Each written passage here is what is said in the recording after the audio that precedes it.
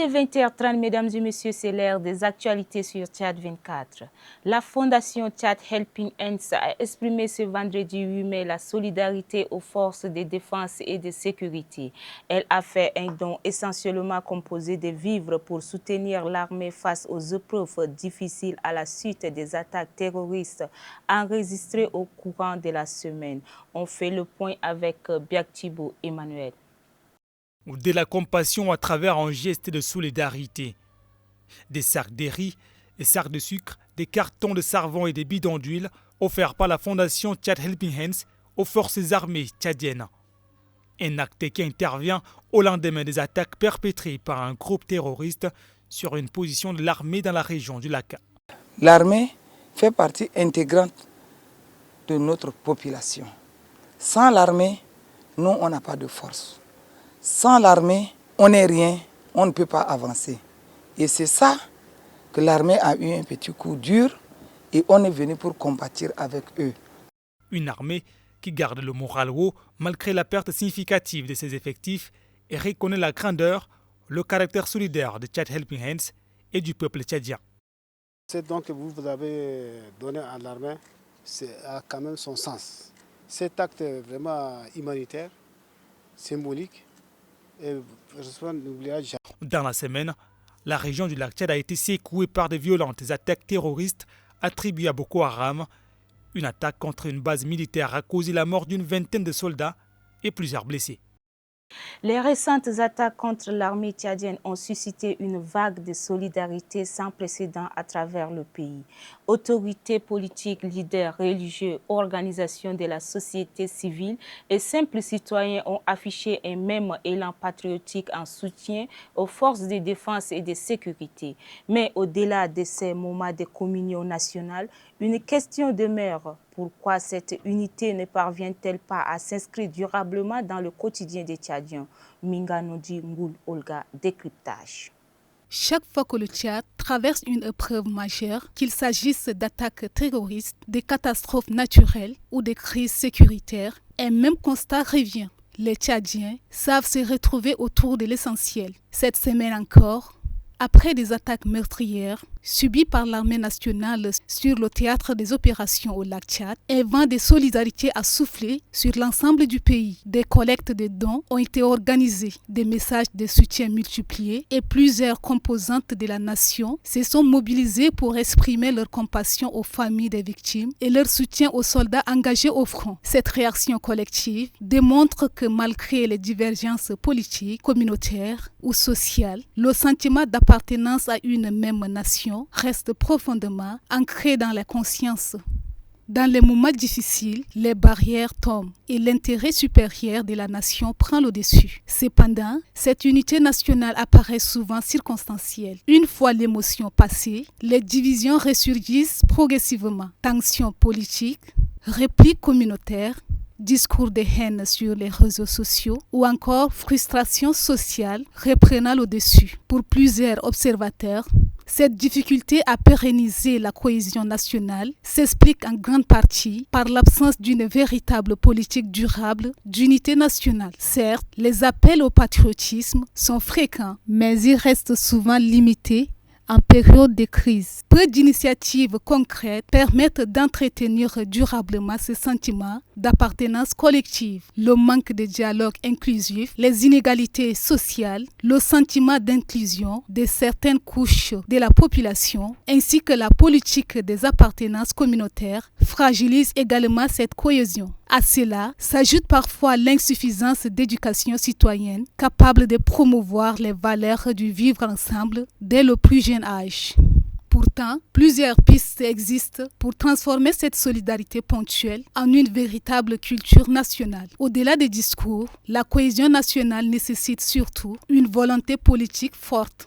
Car l'unité ne peut être uniquement un réflexe des circonstances face au danger. Elle doit devenir un projet permanent porté par l'État, les institutions et l'ensemble des citoyens. Le défi pour le Tchad reste donc de transformer cette solidarité spontanée en un socle durable capable de consolider la paix, la stabilité et le développement du pays.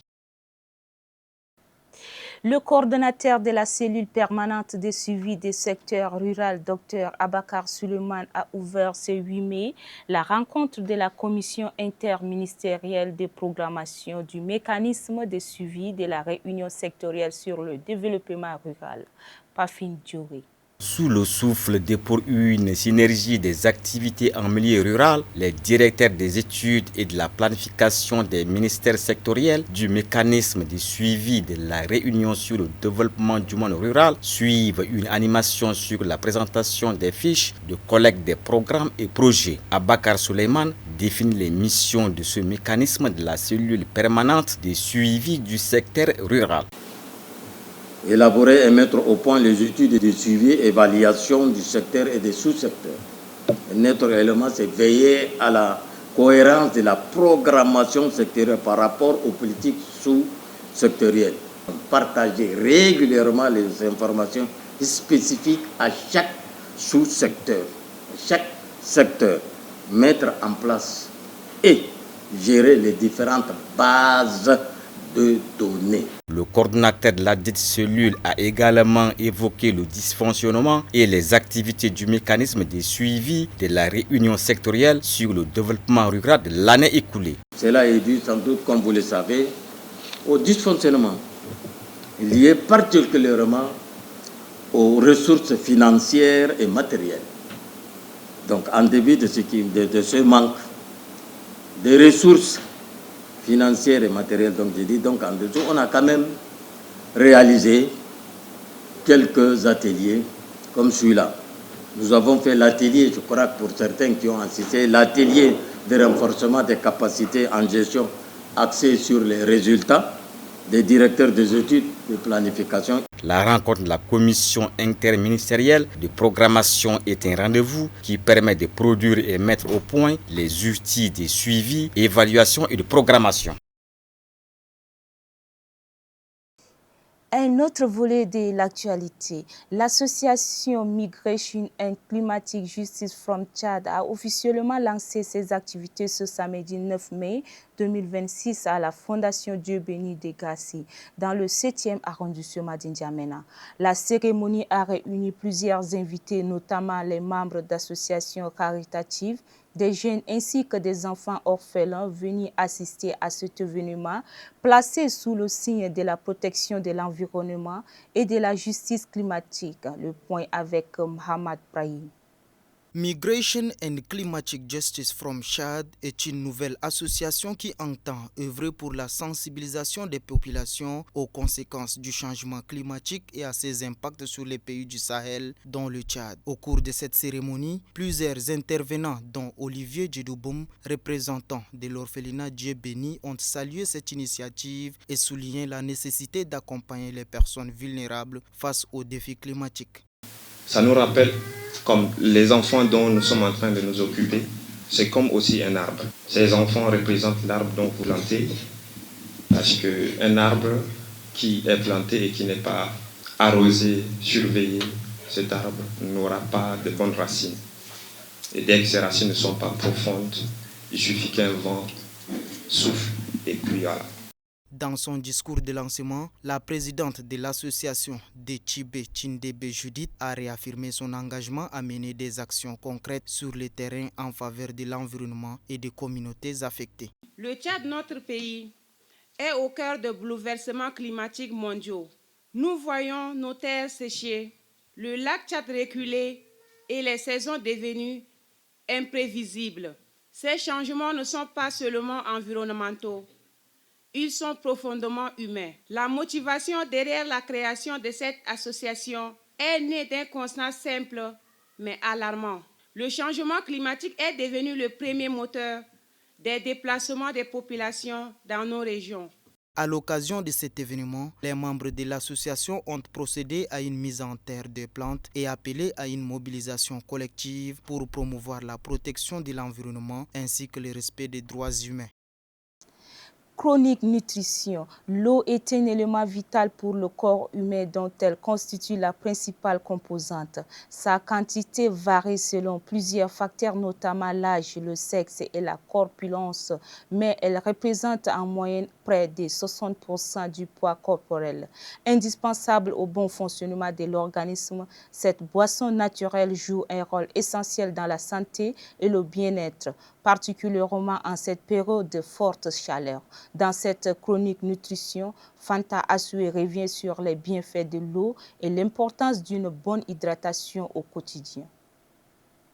L'eau est indispensable à la vie et intervient dans presque toutes les fonctions essentielles de l'organisme. Elle participe notamment à la régulation de la température corporelle, favorise une bonne circulation sanguine et contribue au bon fonctionnement du système immunitaire. Une hydratation suffisante aide également à améliorer la digestion et facilite l'élimination des toxines par les reins et le foie. En augmentant la production et le volume des urines, l'eau contribue à prévenir les calculs rénaux, ces masses solides qui se forment dans le système urinaire et peuvent provoquer de fortes douleurs, de la fièvre ou encore des douleurs lombaires. Boire suffisamment d'eau permet aussi de maintenir les capacités physiques et intellectuelles. À l'inverse, la déshydratation peut entraîner fatigue, baisse de concentration, maux de tête et diminution des performances au travail comme à l'école. En période de canicule, les besoins en eau augmentent davantage en raison de la forte transpiration. Les spécialistes recommandent ainsi de boire régulièrement, même en l'absence de sensation de soif, afin d'éviter les risques liés à la déshydratation. Accessible, naturelle et essentielle, l'eau demeure l'un des meilleurs alliés pour préserver la santé et assurer le bon fonctionnement de l'organisme au quotidien. En actualité internationale, les habitants de la RDC restent sous le choc après des attaques meurtrières près de la frontière ougandaise. Tandis qu'en Afrique du Sud, l'opposition réclame la démission du président Cyril Ramaphosa après une décision de la Cour suprême. Le point avec Marouka Cécile Kadi. En République démocratique du Congo, plusieurs corps ont été transportés jeudi à la morgue du village d'Oicha après une nouvelle attaque sanglante près de la frontière avec l'Ouganda. Selon une organisation locale de la société civile, un groupe affilié à l'État islamique a attaqué plusieurs villages, faisant au moins 40 morts, tout en incendiant et pillant des habitations. Samuel Mahamba, proche d'une des victimes, affirme que la population ne sait plus d'où viennent les assaillants. Il dénonce également l'inaction des autorités face à l'insécurité persistante dans la région. D'après des responsables locaux, ces attaques ont été menées par les forces démocratiques alliées, un groupe armé actif dans l'est du pays. Enfin, en Afrique du Sud, la Cour constitutionnelle a annulé un vote du Parlement qui avait mis fin à une procédure de destitution visant le président Cyril Ramaphosa dans l'affaire dite Fala Fala. Le chef de l'État est accusé d'avoir dissimulé aux autorités un vol de plusieurs millions de dollars en devises étrangères survenu dans sa ferme privée en 2020. La Cour a estimé que le vote du Parlement était contraire à la Constitution, relançant ainsi les appels de l'opposition à la démission du président sud-africain.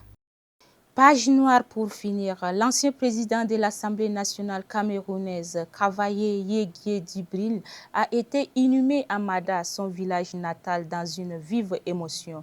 Plusieurs autorités administratives, politiques et religieuses ont assisté aux obsèques. Plus de détails avec notre correspondant au Cameroun, Kaigama Mista Mista.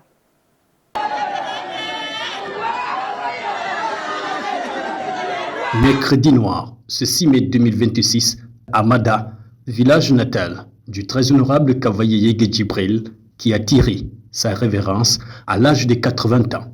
Figure emblématique de la nation, ancien président de l'Assemblée nationale, chef de la délégation permanente du comité central du RDPC pour la région de l'extrême nord, chef traditionnel du premier degré de la chefferie Mada et président de la commission nationale du croissant lunaire, cet homme, aux multiples casquettes, a été inhumé selon les rites religieux. Il laisse derrière lui une famille, une communauté orpheline, un peuple muet de chagrin. Sa famille, ses camarades, les élites du Grand Nord, unanimes dans leur affliction, ont exprimé leur douleur dans un état d'esprit très affaibli. Nous souhaitons tout simplement que la terre de nos ancêtres lui soit légère. Et nous saisissons l'occasion pour présenter à sa famille si durement touchée les condoléances du chef de l'État. Nous parlons avec beaucoup de passion, beaucoup d'émotion, parce que ce n'est pas encore passé. On n'a pas encore digéré l'information. Je crois que c'est une grosse perte, d'abord pour nous-mêmes, pour sa famille, pour l'État du Cameroun. Nous ne pouvons que demander à Dieu de l'accueillir dans son paradis. La disparition du très honorable Kavaye Djibril est une immense perte pour la nation camerounaise. C'est un homme d'État de grande expérience, attaché à la stabilité, au dialogue et aux valeurs républicaines. Pendant plusieurs décennies, il a servi le Cameroun avec engagement, responsabilité et surtout loyauté au chef de l'État. Nous saluons la mémoire d'un grand homme qui aura marqué l'histoire de nos institutions. J'adresse mes sincères condoléances à sa famille, ses proches, ainsi qu'à l'ensemble du peuple camerounais. Aussi, faut-il le noter que nombre d'autorités affluent vers Mada pour rendre à l'illustre disparu un hommage à la taille de sa personne. En fin de compte, la disparition du très honorable Kavaye Djibril marque la fin d'une ère glorieuse, mais son esprit indomptable perdurera dans les annales de la République. Fidèle parmi les fidèles, il a su tisser un fil d'or entre tradition et modernité, laissant à la nation un héritage de paix et de concorde. Que son âme repose en paix et que Mada, le Grand Nord et tout le Cameroun trouvent consolation dans la lumière de ses accomplissements. C'est avec cette information que nous bouclons cette édition. Au revoir.